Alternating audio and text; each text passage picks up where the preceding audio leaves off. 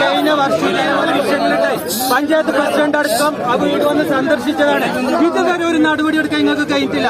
പിന്നെ കഴിഞ്ഞില്ലെങ്കിൽ എന്തിനാ ഈ പഞ്ചായത്ത് അല്ല പറയുന്ന നിങ്ങൾക്ക് എടുക്കാൻ കഴിഞ്ഞില്ല. പിന്നെ എന്തിനാ ഈ പഞ്ചായത്ത്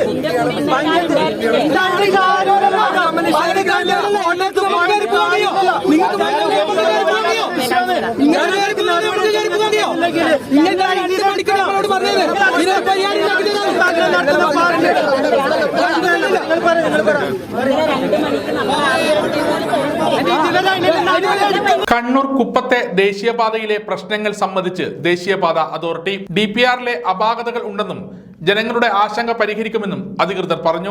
വെള്ളം വഴിതിരിച്ച് കുപ്പം പുഴയിലേക്ക് വിടാനുള്ള സാധ്യത പരിശോധിക്കുന്നുണ്ടെന്ന് ദേശീയപാത അതോറിറ്റി അറിയിച്ചു. ദേശീയപാത നിർമ്മാണത്തിൽ അശാസ്ത്രീയത ആരോപിച്ച് മണിക്കൂറുകൾ നീണ്ട പ്രതിഷേധമായിരുന്നു നാട്ടുകാരുടെ ഭാഗത്തു നിന്ന് കുപ്പത്ത് അരങ്ങേറിയത്.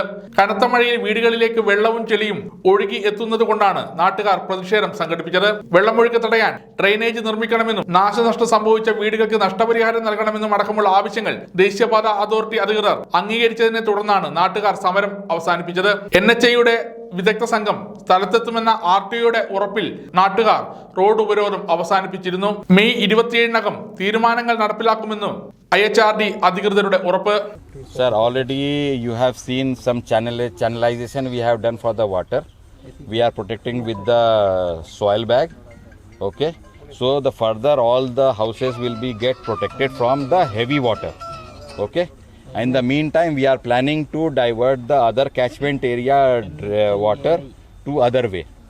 We will find with the help of local panchayat people and other places where we can put the storm water. Okay.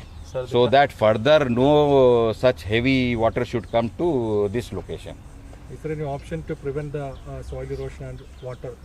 No, soil protection we are doing. There is no such problem. Design is there, that will not collapse. The thing is, we have to take time. And with the time, it will be get it done. Proper way, it will get done. 27th is the deadline. Deadline for the monsoon, not for our job. We are doing our job. You have also seen from the last 2-3 days, we are working very seriously here. Okay. So we have made the protection for the house people. ഇതോടെയാണ് നാട്ടുകാർ സമരം പിൻവലിച്ചത്.